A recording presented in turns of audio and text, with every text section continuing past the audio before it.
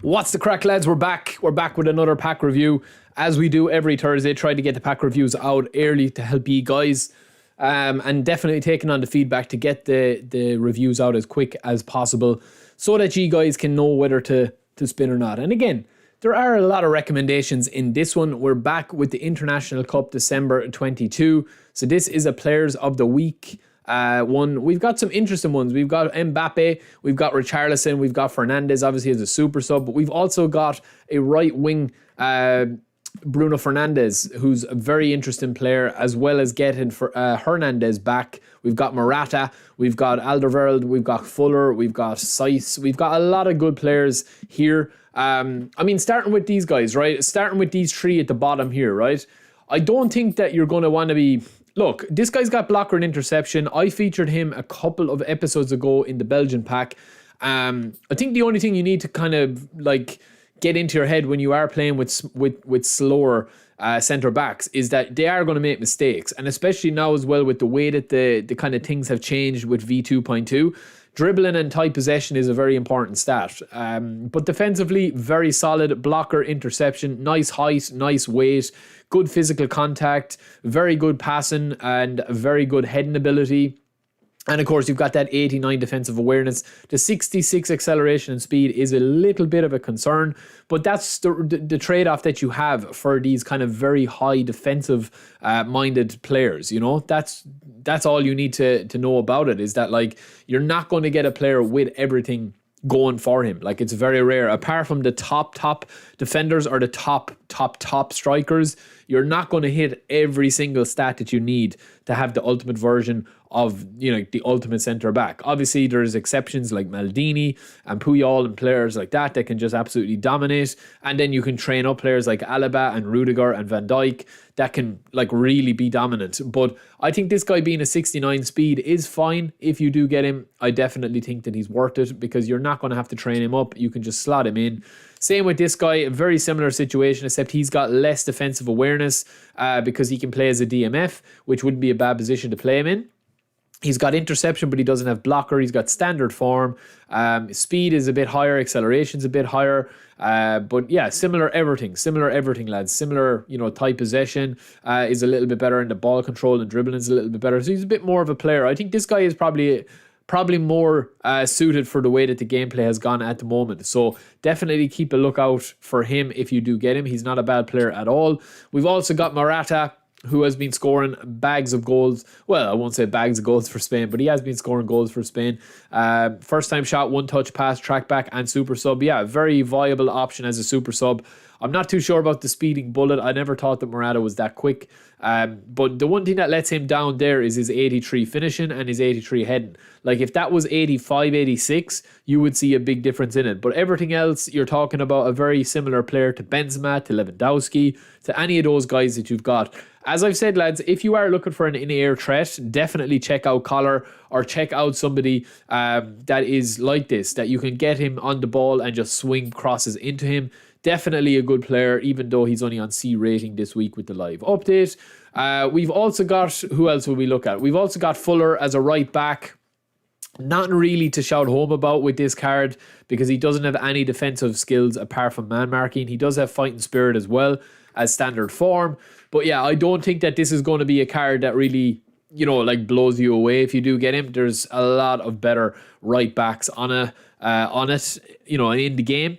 Stamina is quite decent, speed is decent, acceleration is decent, aggression is decent, and everything else is just average across the board for a right back. You know, he doesn't have any crossing ability, so that's going to be a bit of an issue, but he does have long range curler. So yeah, not the best card, but an interesting card, and especially if you're a fan of him. We've also got Fernandes. He's an interesting one because he's got super sub. It's very rare to get a centre midfielder or a DMF with super sub and unwavering form. So it's a nice blend there. He's also got a lot of dribbling skills and passing skills. Low lofted pass, weighted pass, true pass, and one touch pass. And then first time shot, long range curler. And top that off with soul control, scissors feints, and super sub, which is very interesting. He's a very unique card. I don't think that a card like this has released before, where it's a CMF that has unwavering, that has all those player skills, and has super sub, and has nice speed, and nice defensive stats with the aggression and defensive engagement. Obviously, if you're playing him, you're going to be using him as a box-to-box, kind of like a Goretzka figure. So if you don't have Goretzka and you don't have Patrick Vieira, you don't have somebody that can be an engine in the main area of the pitch for you, this guy is definitely worth using. I guarantee you he will be an absolute monster on the pitch. We've also got Szczesny. I watched the game last night. He made one of the best penalty saves I've ever seen. Absolutely incredible in what I didn't think was a penalty. But unwavering form. He's really tall. Obviously, look, the reflexes is a little bit of a worry, and the catching is a little bit of a worry if you are looking at this keeper as your end game keeper. Like, you probably will have a better keeper by now, and if you don't, you should have. But yeah, not a bad option either. And then we've also got, so that's it then. And then we're going to take a closer look at right wing forward Bruno Fernandes, who has got 90 stamina, 90 low pass, or 91 low pass and 90 lofted pass. And then the rest of his offensive stats are absolutely incredible as well. Ball control, offensive awareness, excellent. Set piece taken and curl, excellent. Kick and power, excellent. Speed is very, very good as well for a player that you're going to be playing as predominantly a crosser. He does have pinpoint crossing, but he doesn't have early crosser. So you are going to have to be a good passer, but you should be with that pass stats there. Low pass and lofted pass in the 90s is very, very good. And I think it boosts up this card quite highly. And look, I would probably be still playing Bruno in the attacking midfielder role, even though he's down as a right winger. He doesn't have the pace to be able to take players on for pace out in the wing. So I definitely would use him as a right winger. That's just me, because he's got a unbelievable variety of player skills. Track back as well, you could use that as an AMF. And he doesn't have the blistering pace that you need for your winger. But that's just me. That's just the way I would play him. We've also got Hernandez. He's been up there around with some of the best cards. Standard form, fighting spirit, gamesmanship, one-touch pass. Again, a very good player, fullback finisher. You can see that his graph there is geared towards speed and passing and defense. So he's a very, very, very good all-rounder. So if you are going to be getting him, he's definitely worth sticking in as well if you don't have a better left back than him, such as Carlos or Davies, if you haven't trained up a left back. Or maybe you've been playing, a right back and 3 centre backs, and you want to switch things up with a left back. He definitely would be worth putting in. The dribbling is very good, the speed is very good, the stamina is very good, and then his defence is quite solid as well for a left back that is so attack based. We've also got Kovacic, who I have gone to bat for Kovacic for months, telling you how good he is. He's got unwavering form. He's got ridiculous stats for ball control and passing and dribbling and tight possession. His speed is really, really solid. His balance and stamina are excellent. His aggression is excellent. I would be playing him as an AMF because you don't need him to be that defensive. And he still will block balls for you. He's a box-to-box, which is one of the best play styles in the game. And yeah, I mean, you can see the stats there. Don't need to train him up, obviously. I think his other version as well that they released, was it last week or the week before, was insane as well. But this guy's also got man marking and interception. So you would have an AMF with all these incredible stats, and he still has interception. So he will get on the ball a good bit. One-touch pass is always key, and true passing as a AMF. He's an absolutely unbelievable card and very, very much slept on. And then last but not least, we have got Richarlison, who's been lighting it up in the World Cup with that acrobatic goal that he scored. Obviously, everyone remembers that. I haven't really tried Richarlison. He's probably one of the only players on this that I haven't actually sat down and played across accounts or across either on the Xbox or the PC. I haven't really played with him. Now, his stats look insane, lads, right? His stats do look insane.